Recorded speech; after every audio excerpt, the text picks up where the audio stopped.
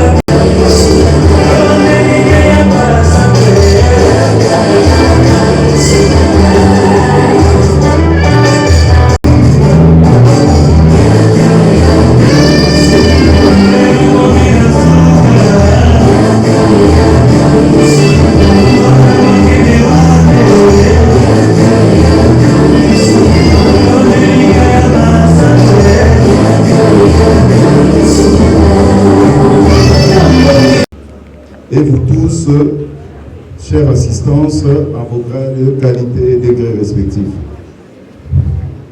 Je n'attends pas ici témoigner, mais plutôt assurer d'une manière improvisée la modération du déroulé que je vais vous faire tout à l'heure.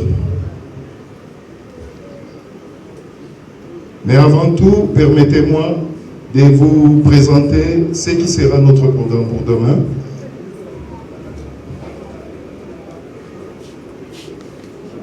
Tout en vous remerciant et en saluant votre présence, je dois vous présenter ce qui est le programme de demain vendredi. À 8 h, il est prévu la levée du corps de la mort de l'hôpital du cinquantenaire, suivi de l'exposition sur place pour le recueillement. Cela est prévu à 8 h.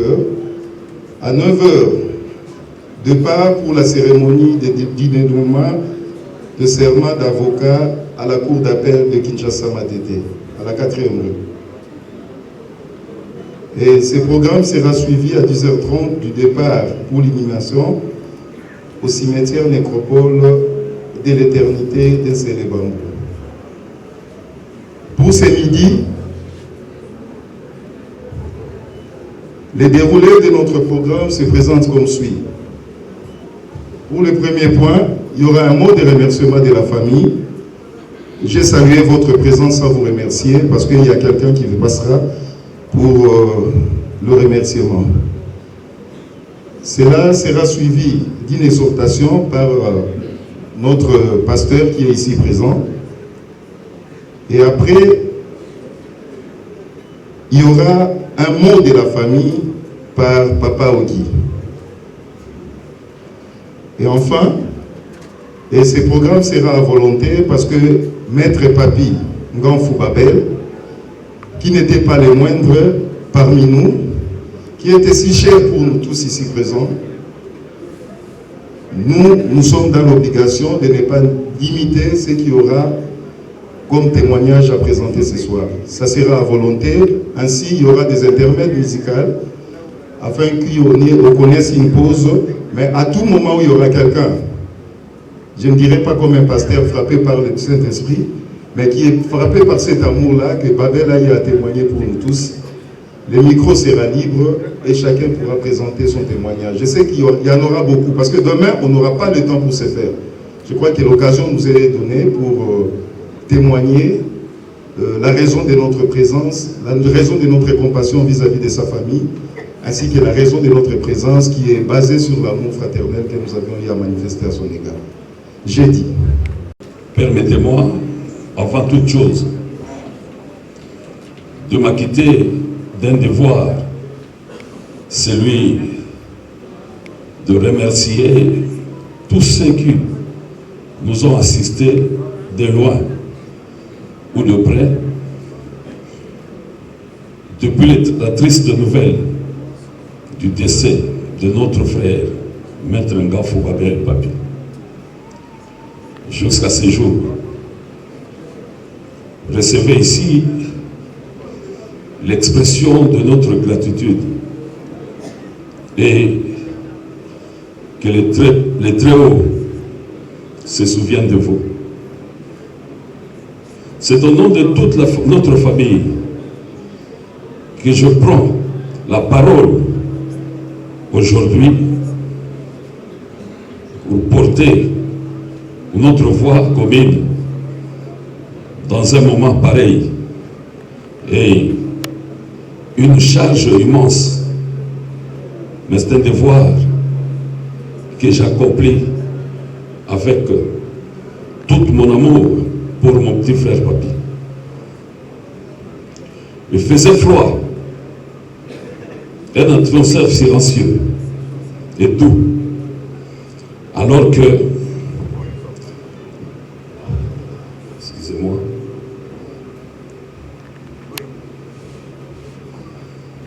alors que la famille dormait encore,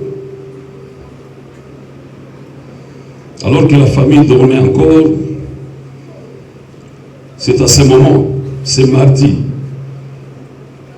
le 27e jour,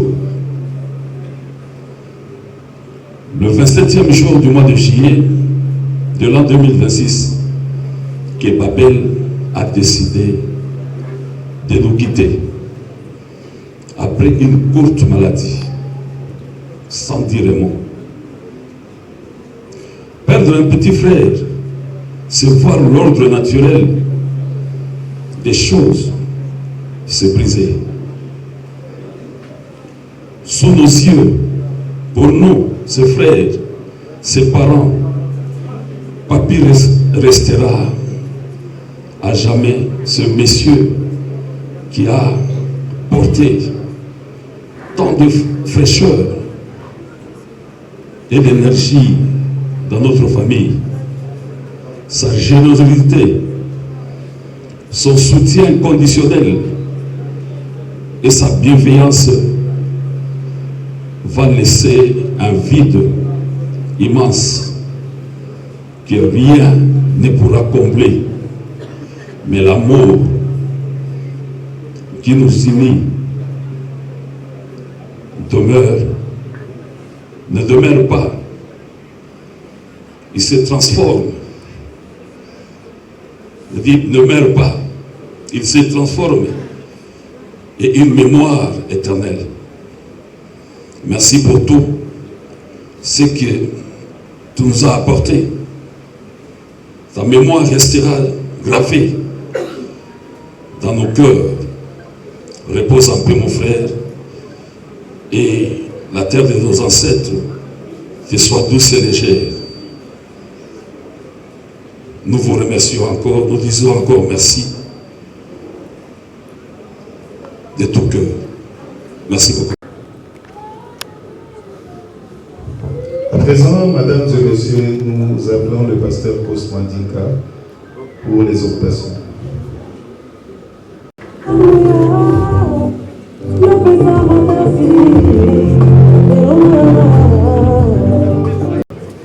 Merci beaucoup. Bonsoir à tous. On dit encore Amen.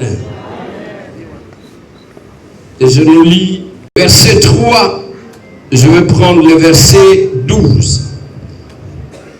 Tu fais rentrer les hommes dans la poussière. Et tu dis, fils de l'homme, retournez. Le verset 12.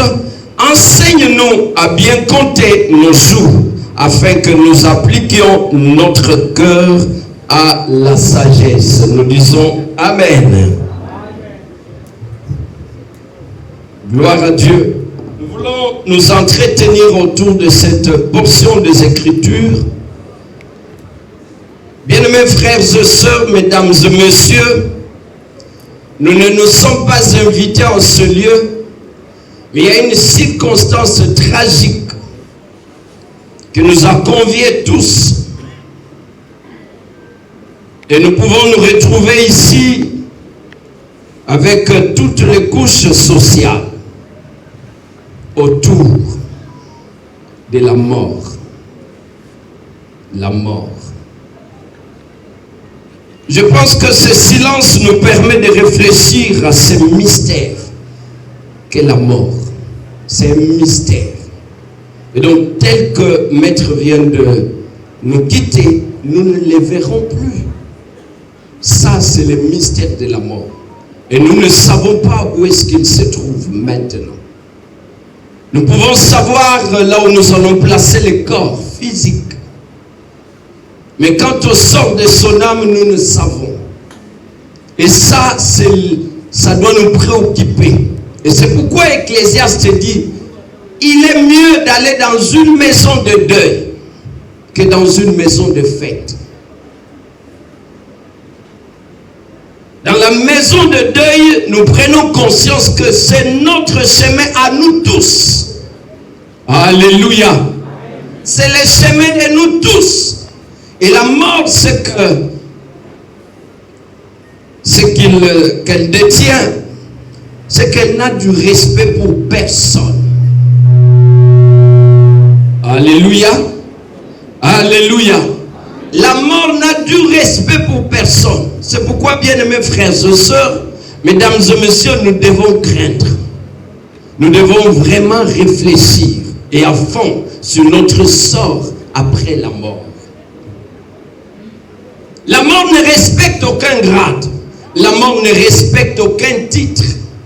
La mort ne respecte aucune influence. La mort n'a du respect pour personne.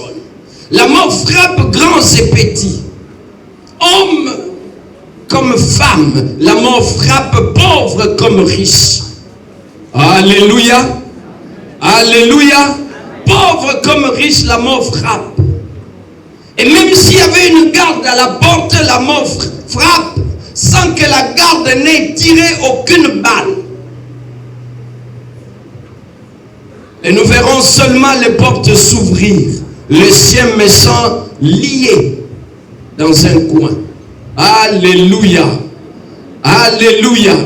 Bien-aimés frères et sœurs, il y a lieu que nous réfléchissions un peu. Si c'était notre tout, quel serait notre sort? Tel que nous sommes assis bonnement là, si c'était notre tour, si c'était mon tour, si c'était ton tour, quel serait notre sort? Où passerions-nous l'éternité? Alléluia. Alléluia. Ecclésiaste 3, le verset 1er nous dit, il y a un temps pour toutes choses sous les cieux. Il y a un temps pour tout, bien-aimé. Et nous avons lu le temps qui est accordé pour chaque événement, pour chaque circonstance. Il y a un temps pour tout. Il y a un temps pour naître, il y a un temps pour mourir. Il y a un temps pour fêter, mais il y a un temps pour pleurer. Et comme celui-ci, c'est le temps pour nous de pleurer. Mais pendant que nous pleurons, nous devons rentrer en nous-mêmes pour prendre conscience sur notre sort prochain. Alléluia. La mission que nous avons, c'est de nous préparer. C'est de nous préparer. C'est de nous préparer. Quelqu'un dit Amen. Nous allons réfléchir autour de quelques points. Si vous voulez un petit sujet, il y a un temps pour toutes choses. Vous pouvez le dire à votre voisin, il y a un temps pour toutes choses. Aidez-moi s'il vous plaît. Il y a un temps pour toutes choses. Dites-le à votre voisin. Il y a un temps pour toutes choses. Alléluia. Nous devons faire du temps que nous avons pour vivre.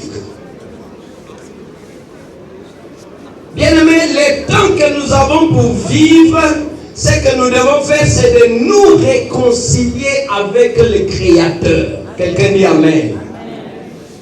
Réconcilions-nous avec le Créateur et ne reportons pas cette réconciliation. Faisons-le maintenant. Amen. Quelqu'un dit Amen. Amen. Alléluia. Un ennemi qu'il faut toujours surprendre. Ça passe ou ça casse? Alléluia. Le temps ne sera jamais ton allié, mais un ennemi qu'il faut toujours surprendre. Et c'est maintenant que nous devons surprendre le temps en nous réconciliant avec le Créateur. Quelqu'un dit Amen. Il y a un temps pour naître, il y a un temps pour mourir. Et tout ce que nous avons à faire maintenant, c'est de nous réconcilier avec le Seigneur. La Bible dit, il est réservé aux hommes de mourir une seule fois et après vient le jugement. Hébreux 9, 27. Deuxièmement, Dieu est avec nous, même dans la vallée de l'ombre de la mort. Dieu est avec nous. Le psaume 23, le verset 4, David dit, même dans la vallée de l'ombre de la mort, je ne crains rien, car tu es avec moi. Alléluia. Ce que nous devons désirer, c'est la présence de Dieu. La mort nous accompagne, où que nous soyons, quoi que nous fassions, la mort nous accompagne. Mais nous devons avoir de l'assurance de la présence de notre Dieu. Quelqu'un dit Amen. Amen. Ayons de l'assurance de la présence de notre Dieu qui est avec nous à temps et à contre-temps. Dieu est avec nous. Amen. Troisièmement, Jésus comprend la douleur de la mort. Jésus comprend parce qu'il a vécu 100% homme. il comprend. Lorsqu'il s'est rendu auprès de la famille de Lazare, et c'est parmi les versets les plus courts où Jésus a exprimé la douleur de la mort en pleurant. Dieu, nous voulons te recommander la suite de ce programme entre tes mains. Nous te recommandons la veuve ainsi que les enfants, toute la famille. Ngafou, nous prions, Père, que tu consoles mieux avec tes mots. Tu le fais très bien avec tes mots qu'avec les mots des hommes. Console avec ta présence mieux que notre présence. Papa, nous prions que l'ordre règne en ce lieu. Nous prions que seul ton règne affecte chaque coin, chaque membre de famille, amis et connaissances. Merci de penser les plaies au nom de Jésus. Nous avons ainsi prié, nous disons 3 fois Amen.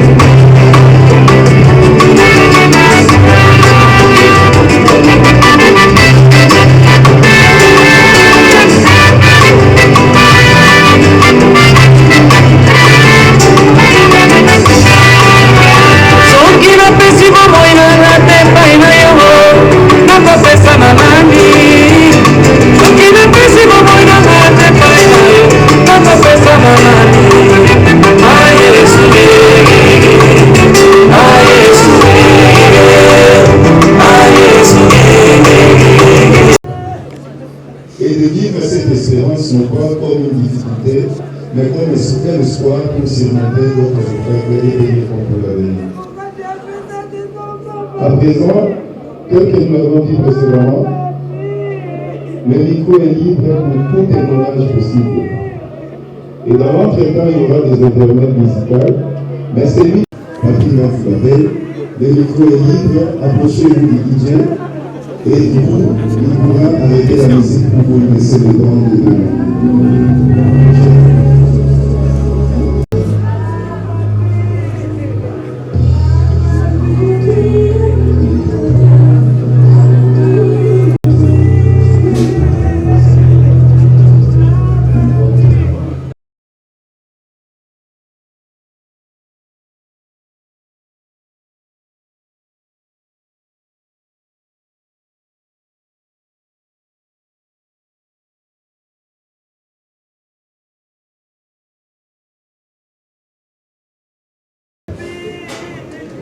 Un homme respectueux qu'il était,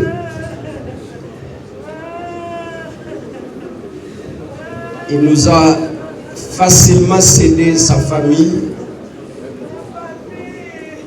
qui venait à l'église Parole de Vie, une extension de la borne qui est sur la 10e rue Limité résidentielle. Et donc sa femme ainsi que tous les enfants venaient à l'église. Nous les avons, ils viennent encore. Mais ce qui m'a beaucoup frappé, c'est son sens d'humilité. Lorsque nous nous sommes approchés de lui pour lui parler de la part de Dieu au début de sa maladie, il n'a pas hésité de nous ouvrir son cœur et surtout d'ouvrir son cœur au Seigneur. Il me dit, Papa Cosma, j'ai laissé tout ce que je faisais, boisson, tout, il a tout abandonné. Et c'était le 3 juillet, je revenais d'une prédication la semaine, le vendredi, j'arrive à la maison, nous avons parlé à cœur ouvert et il a dit, je suis prêt à recevoir Jésus-Christ comme Seigneur et Sauveur. Et nous avons prié avec lui. Nous avons prié également avec toute la famille. Et c'était un moment de joie. Et pour lui-même et pour toute la famille. Et donc c'est avec beaucoup de joie et beaucoup d'espérance que Maître Papi soit en train de se reposer entre les mains de notre Seigneur. Alléluia. Et quand nous avons eu la nouvelle de sa mort, quoique nous l'accompagnions à l'hôpital, nous l'assistions jusqu'à l'hôpital, et nous sommes confiants que son âme, nous pouvons dire que son âme repose en paix. Voilà en gros ce que nous pouvons dire. Que le Seigneur...